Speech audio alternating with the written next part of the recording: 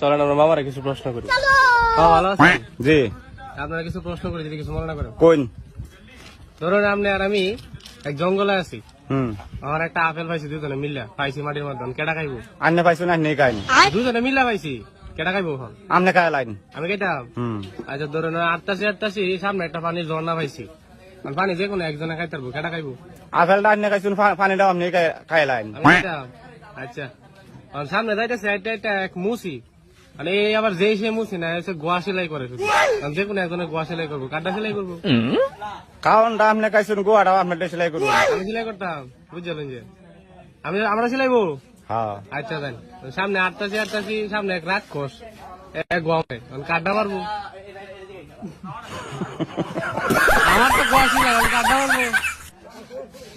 খালি তো আমি। এটা মাছ কাটছি, মাছ কাটছি।